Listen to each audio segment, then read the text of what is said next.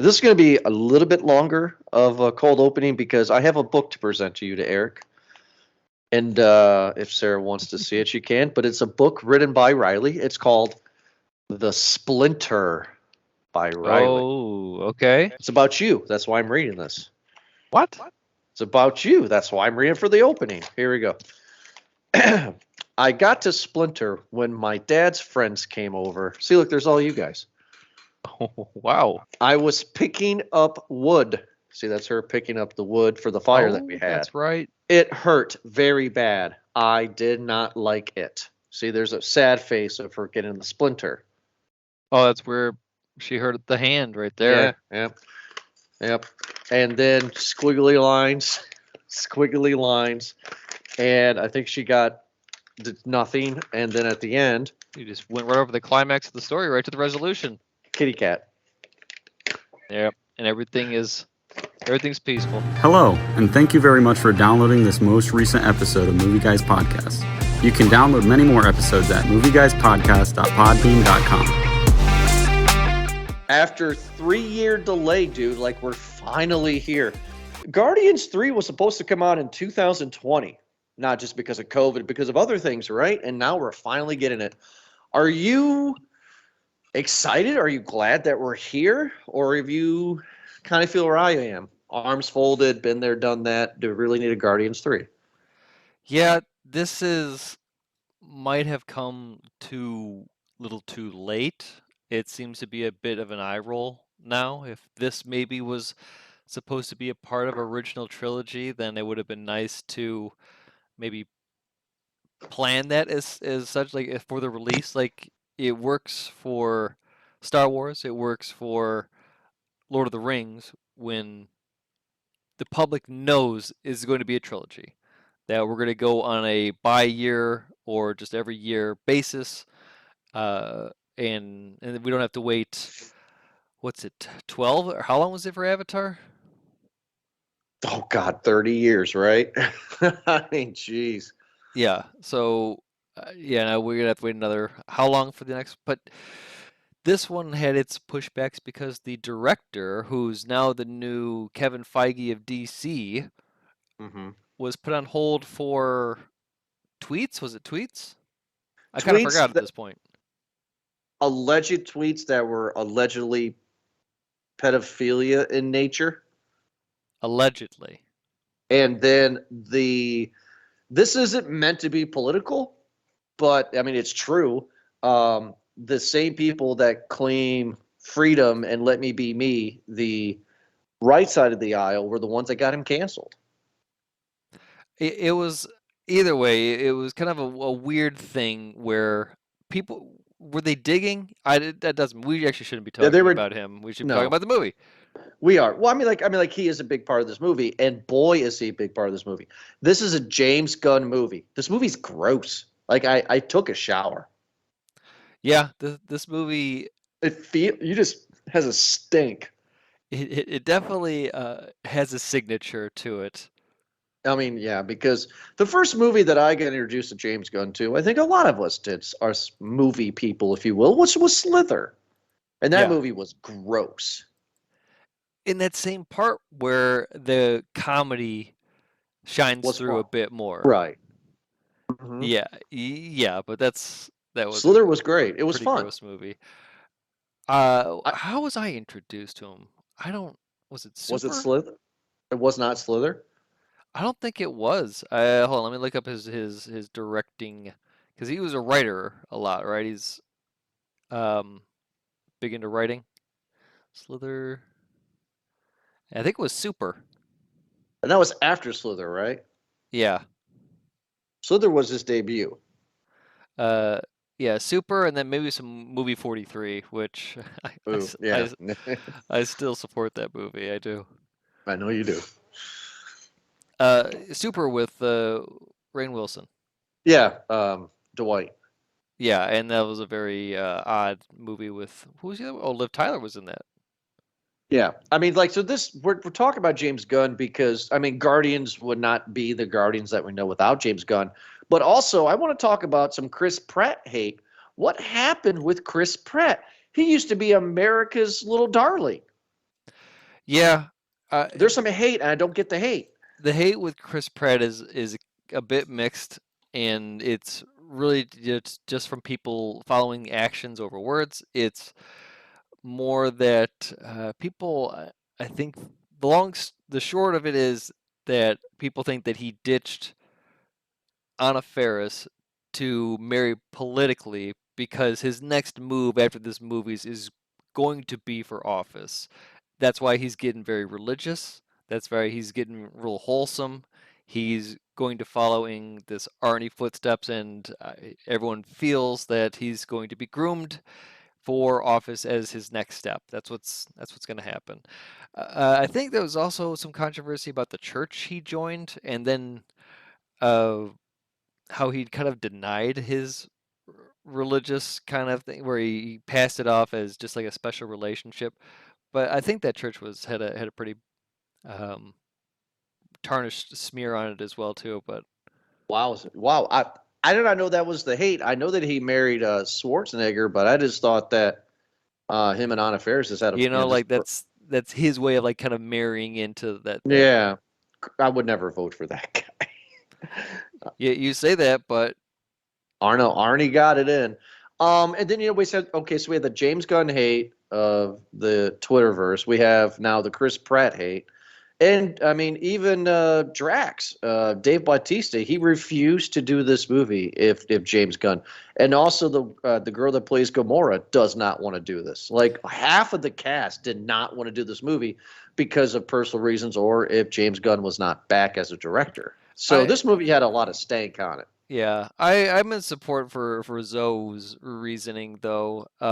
It's just more of the same, where they say that a lot of the POC actors roles are reserved for kind of characters or aliens, donkeys, or something with heavy makeup, whereas the latter just gets to wear a jacket and some makeup, light, it's Yeah. Star-Lord doesn't have to wear anything. He walks around a t-shirt and that's it. And she has to probably sit in 6 hours of makeup a day.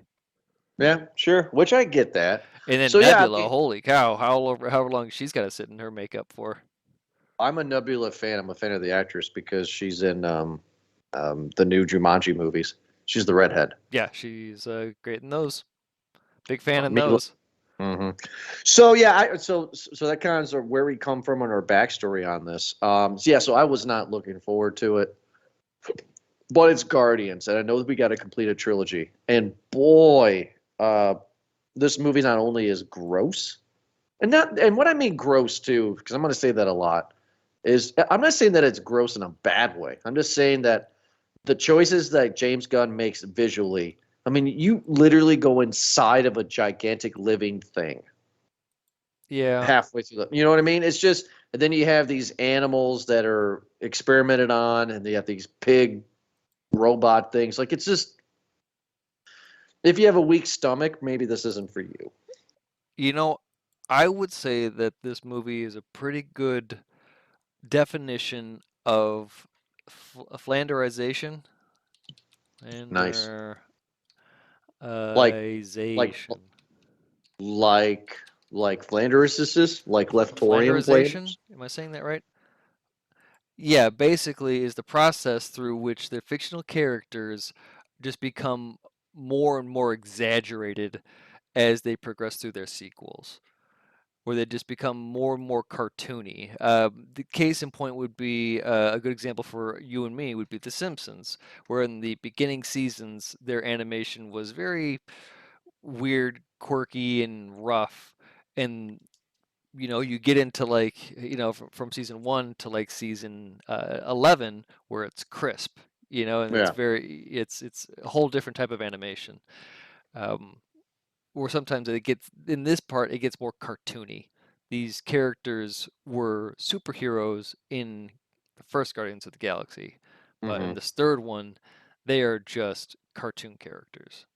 They're just silly. Well, speaking of silly, this movie's getting a lot of love. This movie has a higher ranking than 2, and this movie has an 8.5 on IMDb.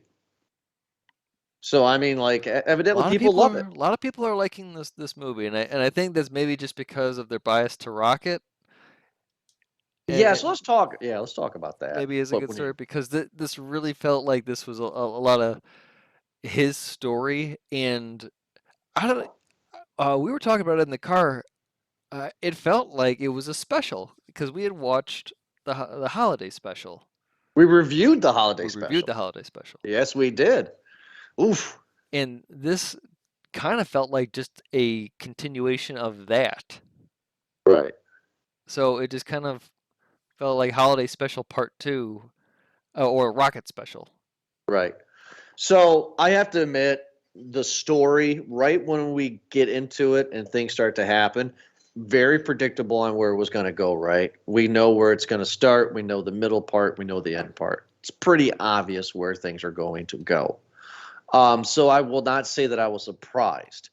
And when I realized that it was going to be half of it, or more than half, was going to be a Rocket origin story, I don't know if I wanted that. We already got everything we needed from the first movie, right? When they first get captured and he takes his shirt off and he has all those plugs on. We're like, oh, he was operated on. We don't need this. I agree. I do not think that this was a smart choice to give us this huge Rise of the Planet of the Apes backstory.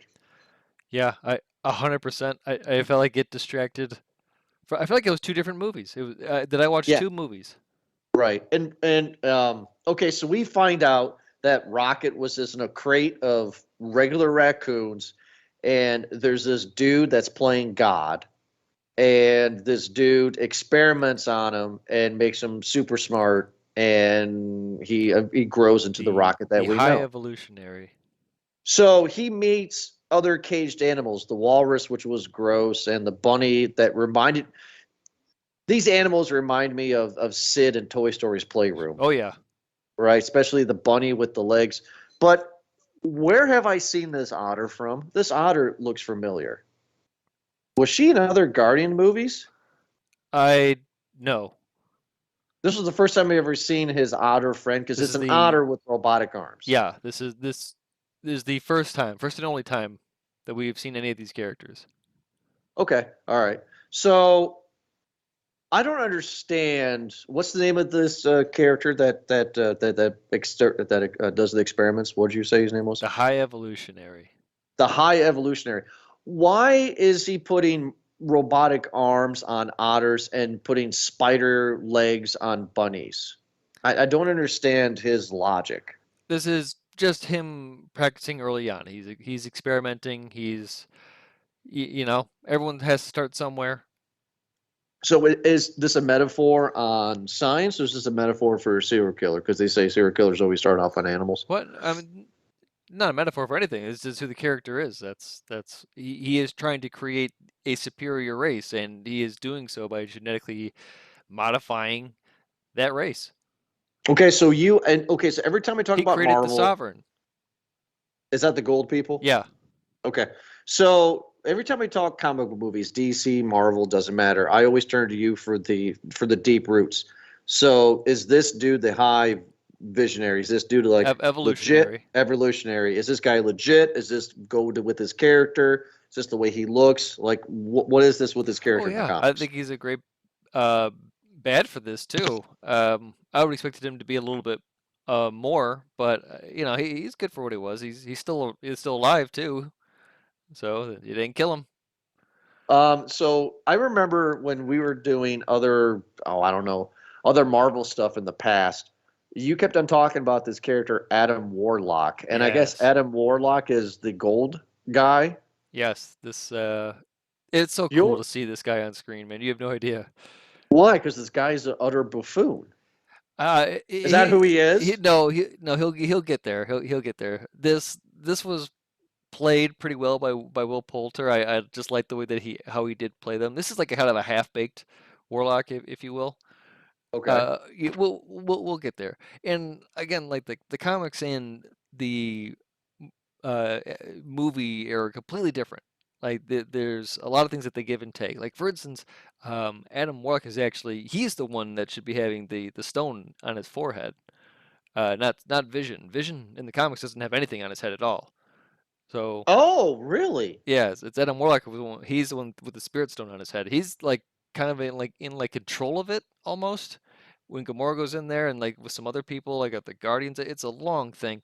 But he is, yeah, he's just a mega Is he gold? powerful. He's huge. He's a cosmic hero. You know how like there are different Oh, levels of hero. There's like street okay. level and like world level, um, mystic level and like cosmic level. There's different levels of superhero. He's cosmic. He's the So, top. okay. He's one of the big boys.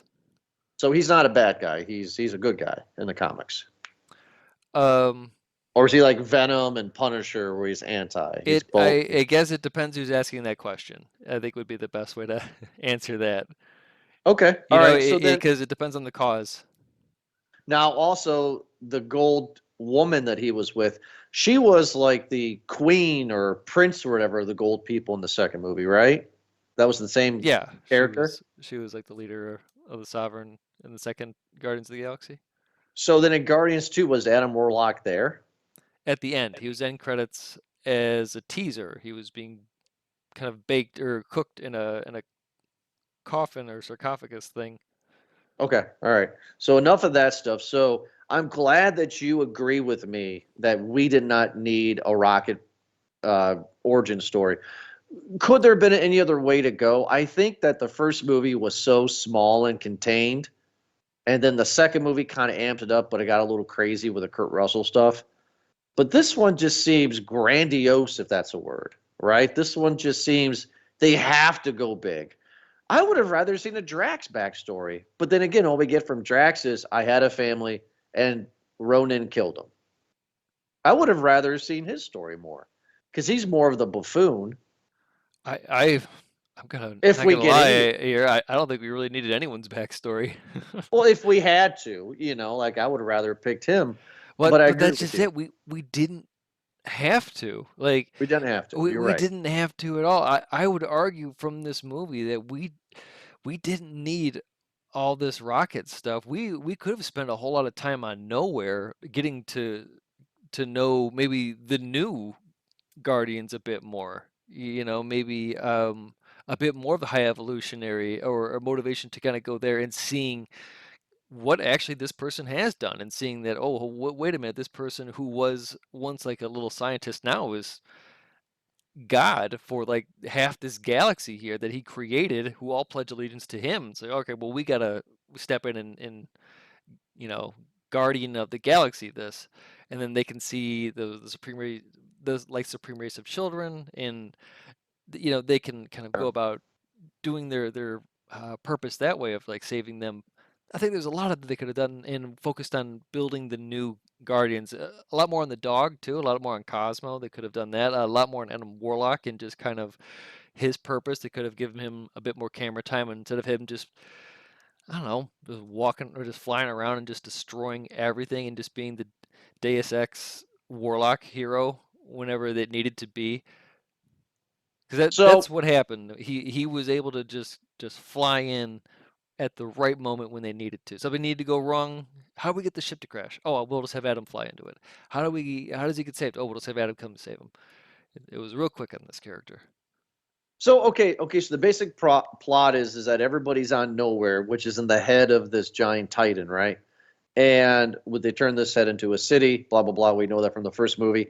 And Adam Warlock comes in, destroys everything like Superman, does something with Rocket, and then Rocket gets shot in the chest and he's dying, but there's like this kill switch that's attached to his heart. That the what's the name of the guy again? The High Evolutionary. High Evolutionary did a kill switch thing on him. That's So easier than the actual actor's name. So I don't even want to try. So this plot, this first half of the plot, is to save Rocket.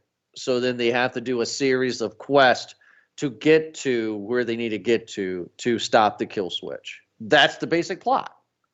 And then in between those scenes, we get Rocket's backstory and his torture and how smart he is. Um, well, what's you could say that he's also having kind of like these near-death experiences, his life flashing before his eyes, right? And that's what those are. that we're seeing. Does this make you feel bad for Rocket? Does this make you see Rocket in a different light? And, well, here's the thing: is that I already felt bad for Rocket before this whole movie. Like his whole backstory, I would have already said yes. I felt bad. This only made me feel worse about it. It almost actually made me angry that they didn't let him die. That they teased the death of what 4 characters in this damn movie, and none of Oh, them died. Almost like right, they knew, like James Gunn knew I wanted you to kill somebody, and he was like, "Nah, don't worry about it. It's not in the right. contract," and just kept it going. And it just was like, "Please, please kill somebody." They didn't. I mean, spoiler, they didn't. And somebody needed to go. And I don't think it was Rocket. I think it needed to be Chris Pratt Honestly, anyone. or I somebody. really don't care at this point. Kill somebody. The only person who's died so far was Groot 1, but Groot 2 is still here. Is that his name or is that just you doing this? Well, that's because the Groot in 1 is technically dead. He blew up, he killed himself, and the second Groot was a seedling that Rocket raised. That's why he says that he's his son, Hmm. if you ever catch that, because he raised it. Well, I just figured that since they have this seedling, Groot will always live on as long as they're seeds. It's a weird thing. Okay, fair The enough. the whole So the then, whole the whole Groot uh species is weird, and I don't understand it. I'm not the one to ask. fair enough. So, they go to Earth 2 or Earth, what's it called? Counter Earth. Counter Earth, and it is all animals that look like humans. Did you get Island from Dr. Monroe vibe, or is it just me? That's I am now. That was good. I mean, like that's exactly what he wanted, right? Like, I mean, it's the so imagine this for people who haven't seen the movie yet.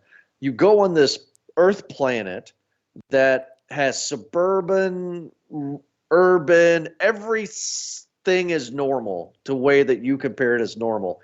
It's just that the beings are half bat, half soccer mom. I mean, That's yeah, what it but is. what you can see in this movie, which I think they did a very good job with this character. I really like the High Evolutionary. I really hope that we see more of him. He's a fantastic character, and he's great for a lot of plots that you could have pivoted. But we got to see him start with small animals and being like bionic, right? To then taking those animals and then trying to evolve them, right? To create this species, right? And then taking this evolved species, right? And then trying to enhance them, right? And then trying to enhance the surroundings around them. And it just the way that he would try to, well, evolve, he himself is high evolutionary, and then to create galaxies or systems around that too, um, until eventually he has this I don't know, Village of the Damned looking species that is able to run without getting tired, always be happy, constantly be stimulated, and just be super smart too. But I think it's great that throughout all of his creations, he gets hung up on the one creation that he did that had an original thought that that what beat him, that outwitted him. That would I mean he was so mad. Like this guy is terrible. This oh god, high visionary. How the evolution is that not taught in Ohio schools? No, this no. Evolutionary. What was taught was this magical being came down and put a seed in this woman's belly, and 9 months later became Jesus. Yeah, I think that's part of the DCEU, right? And he rode on the back of a T-Rex. There it is. There you go. Evolutionary. I'll get it eventually, but I hate this guy. This guy makes me mad. Like this guy's sick. Like I just the actor that plays him, I believe him as the High Evolutionary. I mean, this guy who is great. He's wonderful, which is great. This is me trying to say. This is me giving him props. I hate you, so you did a great job. Yeah. Like you. I mean, you are despicable, and I believed your acting. Um, He's a bigger can we? bad than Kang right now. Like to me, I wonder if he's they're going to switch it up and not have Kang be it at all, or they're going to have be, or they're going to have him be Kang. they both got defeated Wait, in the first movie. So so maybe we haven't seen Kang yet. I mean, it's really all up in the air. Well, I'm going to rewatch Ant-Man because it's on Disney Plus now, Quantumania. Yep. So I'm going to check it out. Maybe I missed something, and I can show my wife what MODOK's all about. So I want to go back to something before we get to the Island of Dr. Monroe planet. They go, okay, so this is the way I took it. Tell me if I'm wrong. The first place they go to is they have to go to this living tissue sphere thing in the middle of the galaxy that, I mean, like it's alive, but it's like a gelatinous. It's like somebody turned something inside out. You know, it was funny because as they were showing that, I remember leaning over to Sarah and I asked her, "Do we know what that place is?" And right as I asked that, it popped up. That's Orgo Corp. What is this? They go It's- inside this. It's literally like it's inside out. What is this? It's I mean, it's what it looks like, I guess. It's a giant hole. Is it? No.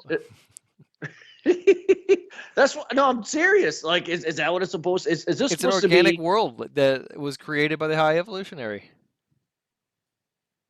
The High Evolutionary created this world Yeah, that these people live in. He created his own floating. Yeah. Organic living tissue thing. Yes. Okay. And the Guardians have to go here, and we get Gamora back, who has nothing to do with Chris Pratt. Did you feel bad for Chris Pratt because he seemed like he was trying hard? I mean, brother needed some love. I mean, yeah. Well, no, Chris Pratt does a good job for the few roles that he can be typecasted in. So he does a good job here. He really just needs to yell something, very affirmatively, and that's what he can do. And he's also got the charm, which really is needed for a superhero movie. sure. No, I just enjoyed. I actually could, just like with the High Evolutionary, how I feel that he's a piece of crap. I felt a little bit for Chris Pratt, right? We've all been there, right? You break up with a girl and then she's somehow still around, and you're just like, ugh. You know what I mean? Oh, with when they meet up with Gamora, you mean? Yes, I'm talking about the Gamora stuff. Oh yeah, of course I felt for him. he's heartbroken. This for Right. the entire part of the movie that probably is not easy. So then they go to this organism in space because they got to find the creator, which is like the right-hand man of the High Evolutionary, to figure out the kill switch, right? Is that the basic? Yep, they're trying Okay. to infiltrate Orgo Corp so they can get the kill switch so they can operate on Rocket. Typical. All right.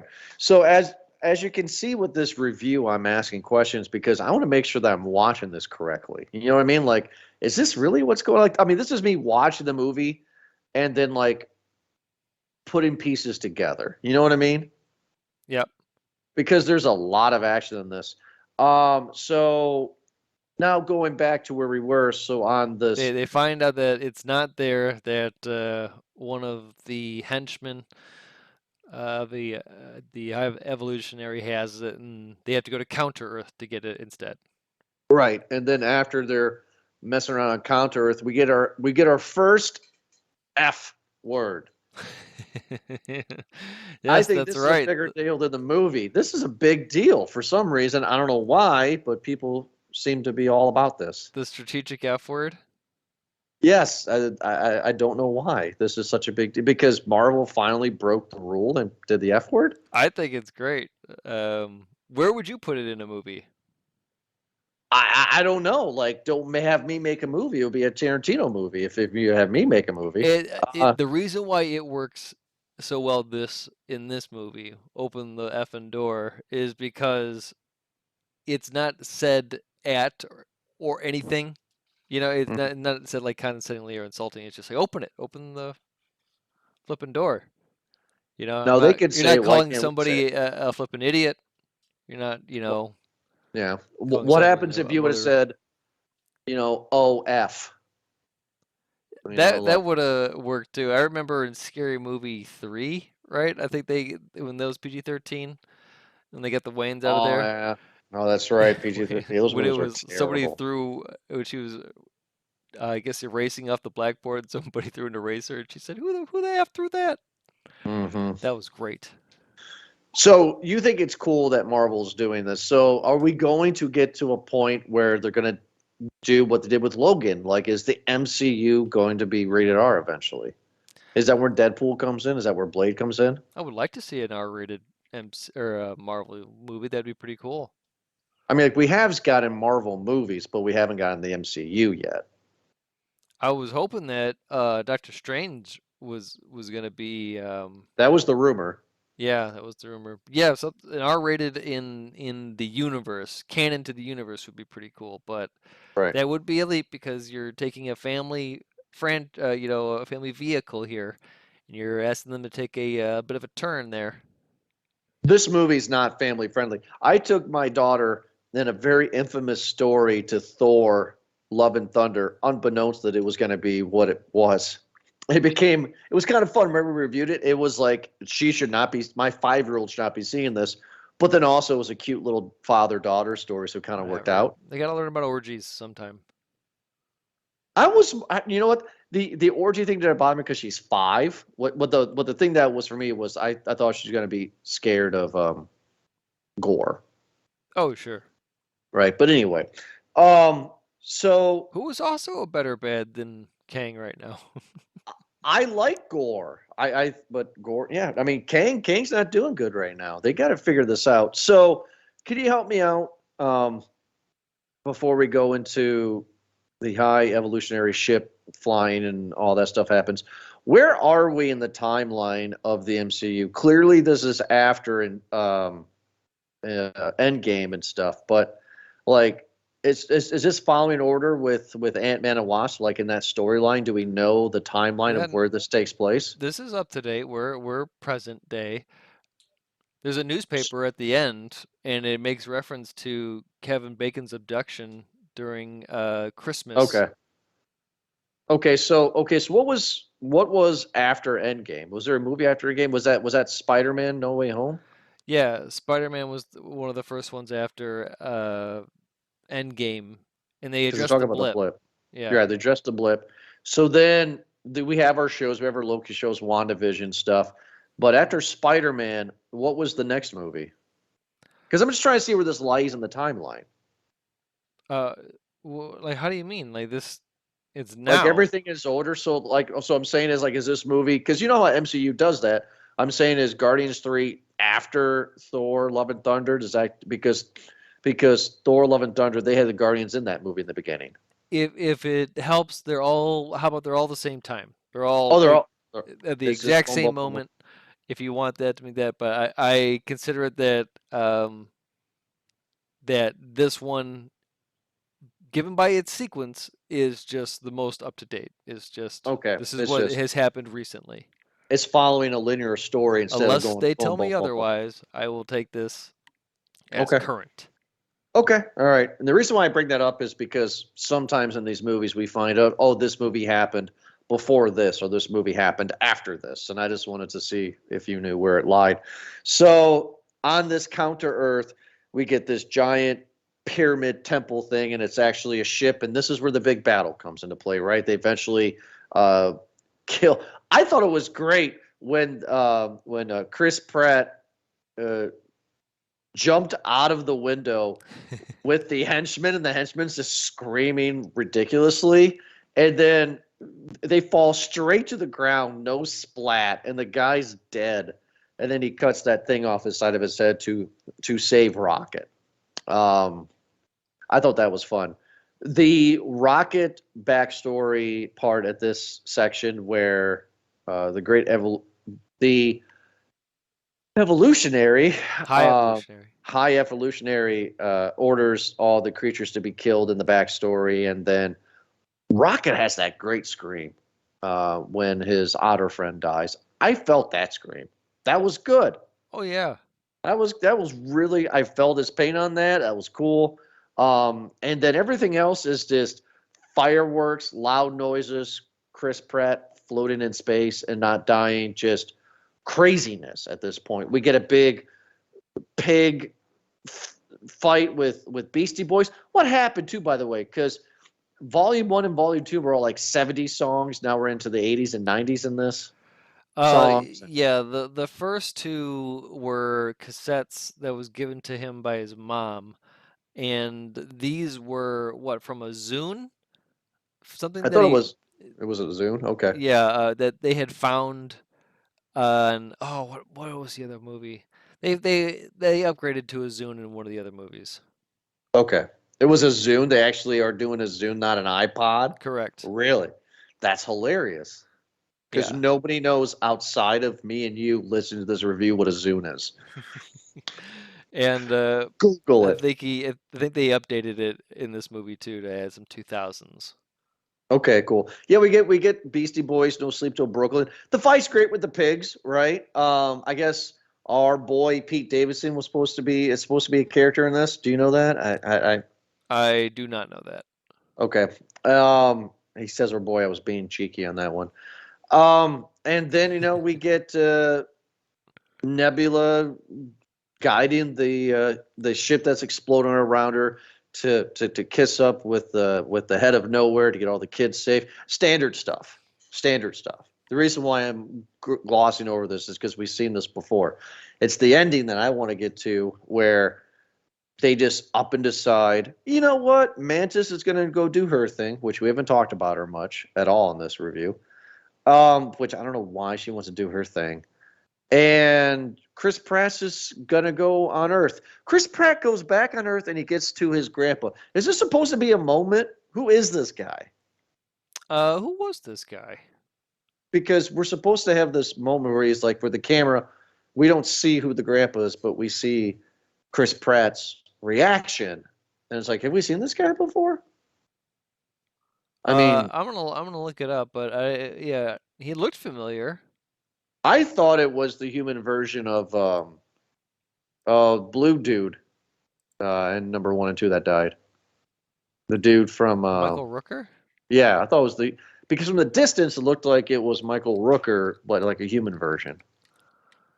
Star-Lord grandfather. Let's take that. Jason Quill is the father of Meredith Quill. Grandpa Quill. All right, let's see if this is. Man, people are all over it, huh? I don't know who this guy is. Was this guy in another MCU movie? I think it was the same guy that played him in the first one. That's it. With just the makeup on. It's not giving me a name here, or I'm just not looking at it too well. Okay, so this is really nothing then. I don't think this is anything. But I like where your head's at. Where's the father? Where's the grandfather? It does matter. You got to follow up on that. These things have its place. I hope you saw what I did. Here, he's played by Greg Henry. So it means nothing. Why is Mantis deciding to go off with the octopi creatures from the second one? Why? Just because she can? Why is she leaving her only family? Daenerys got her dragons, man. She got to fly. So Mantis is going to take her 3 creature things, and she's going to go conquer Westeros. Next question. What do you got? Come on. I don't understand the Mantis thing leaving. But who decides to stay is James Gunn's brother, who got the shaft in this movie. Besides the last big thing, if you will. I mean, he kind of got the shaft. Kraglin. Is Cosmo considered a guardian? She is now, yes. Where did she come in? Because this was did Cosmo come in at number 2? I think Cosmo came in on the holiday special. Oh, is that where Cosmo? Okay, so the new Guardians are going to be Drax, I tell Rocket. you, this has got to be strange for people who are just not up to date. To just my dad and stepmom went to go see this, and they Oh, have really? not seen any of the Marvel movies since like Endgame or something like that. And I can only imagine like them to sit down and watching this and being, what the hell is going on? Who Right, is that guy? What is he doing? Am I supposed to know him? Because Adam Warlock just came in like a bat out of hell, right. just screaming unannounced. And there's probably a lot of questions. And then same with Cosmos. People probably just like, who is this? Do we need to have backstory about this? It's probably a whole lot that people were missing. Nobody was Th- missing Vin Diesel though. He was shining bright. Okay, yeah. So the new Guardian. So and then Chris Pratt's. I'm gonna go see my grandpa. Give that So man $1 million. we got Rocket the leader. We got James Gunn's brother. We got Drax, Nebula, Cosmo, and then is Adam Warlock considered a Guardian at the end of this movie? Yeah, So that's the new Guardians then. yeah, And yeah. then we end the movie with a song that I cannot believe they're playing. This song actually, and this is going to sound probably weird, I hold near and dear to my heart. I've listened to this song since it first came out. Florence and the Machines, The Dog Days Are Over. Yeah, it was appropriate, right? I love this It's song toe anytime. tapper. Well, it's just for my own personal life. I listened to the song when it first came out, like in '06. And anytime I've overcome something in my life, or I just feel good about something because I've overcame something, I always kind of listen to that song because it's like, yes, you know what I mean? So it was kind of fun to see Groot and everybody dance to a song that I really, really enjoy. Um, I did not see after credits. So you said the High Evolutionary is alive. So there's an after credit scene of him being alive. No, there's just when Rocket took him down in this movie, he had the moment to finish the job and he didn't. Remember? And they asked him, Oh, Rocket, why? And he said, because I'm a guardian of the galaxy. that's true. And we saw that he has that RoboCop fake mask on because Rocket completely shredded his face and he looks gross. And I cannot say, Eric, that he is dead because no body. Well, we see a body, and they confirm that he's not dead. So, um, When? when by not finishing him off. But he was on the ship when the whole thing exploded. Oh, geez, yeah, nobody, no death. That's what I'm trying to get at. Is that they left him there to die and the ship exploded. I just assumed that they took him for like that weird bad guy thing, right? When they'll infiltrate a ship or headquarters, and they'll take the one guy alive, and they'll blow up the headquarters, and it's like there was 100,000 people on that. Like there was employees who were there. Yeah, You like saved the Death Star. one, the CEO of this company, so you could blow up everybody else. Jeez, who's Yeah, the real right. bad guy here? Who is the real bad guy? Jeez, Oh, Luke. his name is Gary Rivers. He had a family. No, I'm just letting you know, like no body, no death. So I I think it's appropriate to get the popcorn ratings, and I'm going to start with mine, but I'm going to give it with a warning for people that are listening, and also a warning to Marvel and Disney. You who are listening, Marvel and everybody, you need to really start containing because your beast is completely full grown out of the cage and it's running amok. I mean, when you get people like Eric's parents, like he said, that hasn't seen anything since Endgame, and they come into this like, who's Cosmo? What's this? What's that? That's probably a lot of your core audience. When you have these TV shows that are not very good, when you have small little plot lines that nobody pays attention to, and then you make it a plot point in this movie.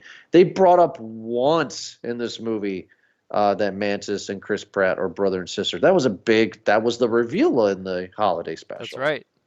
So they brought up once. Um, the beast is getting too big. You need to slow it down. You need to have a tremendous flop. So you get the picture, no pun intended, and rethink your status of where you're going to take this because it's getting too big. I'm hard to follow it, Eric, and I review these movies with you. Think about it, dude. We've been reviewing these movies for 8 years and I'm lost. Sure. I'm So, let down. but I'm not let down with this movie. Yes, I feel that the Rocket backstory was unnecessary. I necessarily did not want to see a Rocket backstory, but man, they pulled it off. It was cool to see a little bit more of Rocket. I didn't need it, but since I got it, I enjoyed it. No, I don't want that Pepsi. How was the Pepsi? It was enjoyable. I didn't want it, but thank you. That's kind of where I'm at with that. This movie I think is better than Guardians 2. I think Guardians 2 is the low point. What are you laughing at? that you nailed it. That was the best way to describe that movie, I think. That was so perfect. It just worked for me. Yeah. Oh, my Pepsi The reference. Pepsi reference. Yeah, great job. Yeah, everybody who was listening, I can see Eric, and he was giggling when I was. It's true. I don't want a Pepsi. Do you want a Pepsi? How was it? It was good. It was a Pepsi. I Thanks. liked it. Yeah, it was sugary I sweet. didn't. Yeah. I always tell myself never give something a medium because I feel a medium's kind of a cop out. And I'm the one that gives the least amount of mediums. But I truly feel that this movie is a medium-sized bag of popcorn. This movie's not great. The movie's not bad. I mean, it's not bad. We have reviewed a lot worse, and I've gotten angry recently on some movies. So it's no Halloween Ends. Yeah, I mean, see it.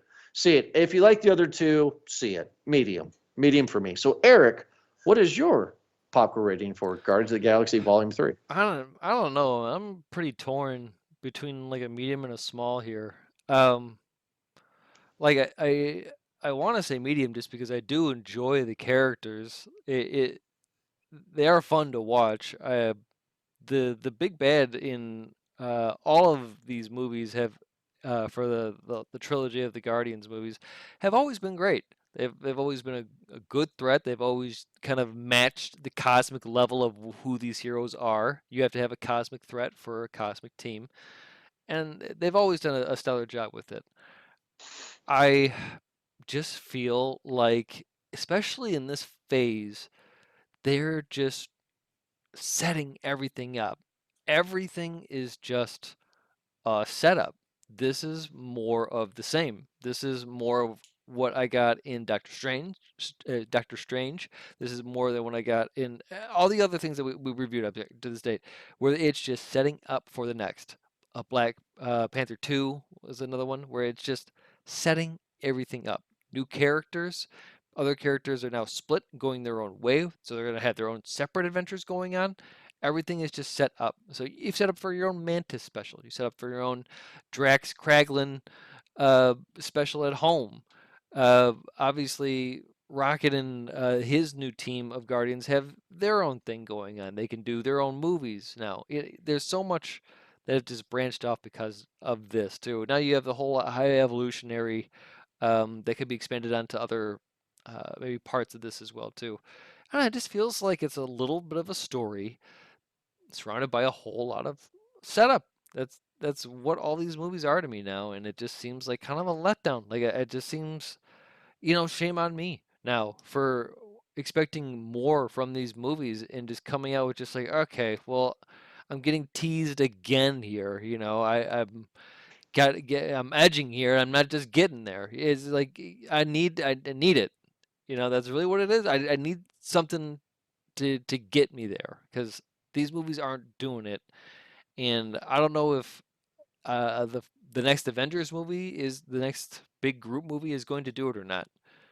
I certainly hope so. Secret Wars and that whole Kang thing is sounds great in theory, but now I just I don't know, I'm losing it. I really am for the first time. Hopefully these TV shows will come and do something else because they're supposed to be doing Loki season 2 and Echo in the same, month, and they're going to drop Echo all at once now. So I think Disney is still trying to figure out what they want to do, and that's not good. You're how many years into this, and you're still trying to figure it out? Mm-hmm. Pick a lane and stick to it. Every movie is 5 stories into one. I just want the one story now.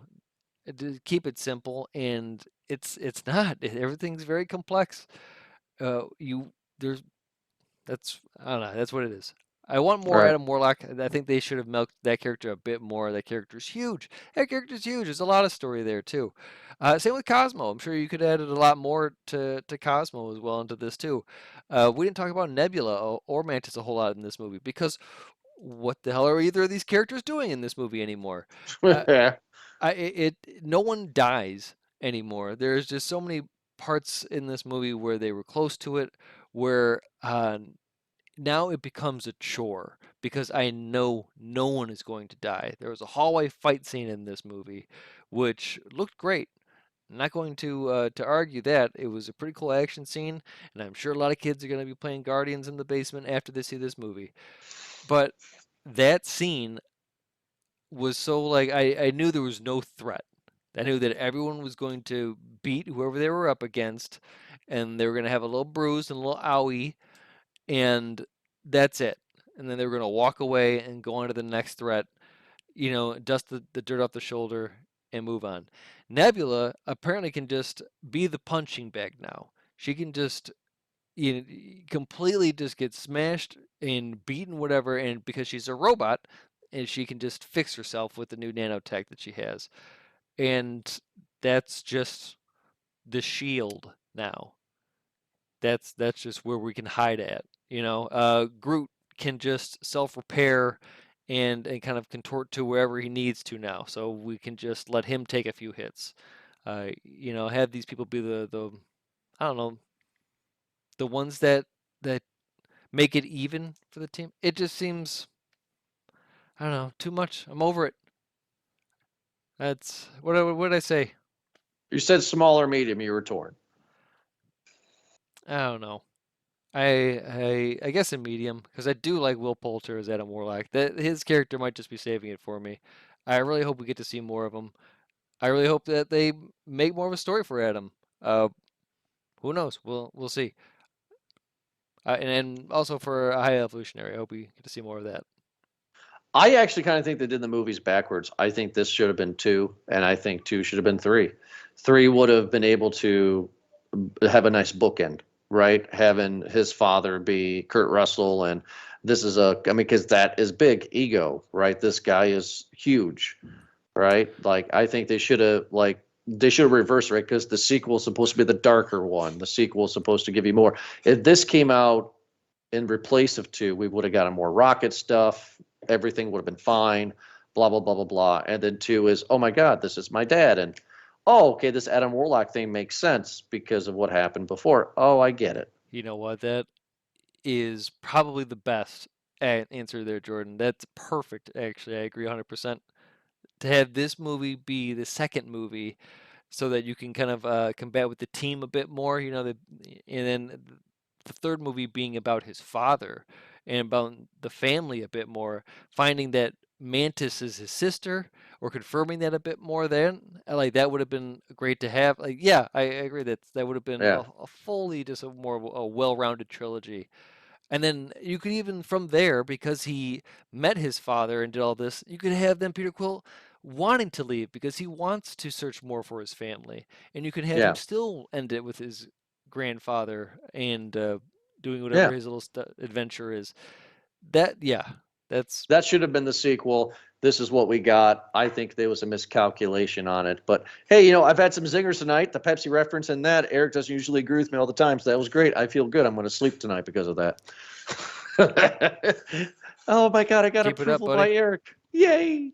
All right, everybody. Thank you so much for listening. I actually had a good time on this one. We hope everybody enjoyed listening to this one.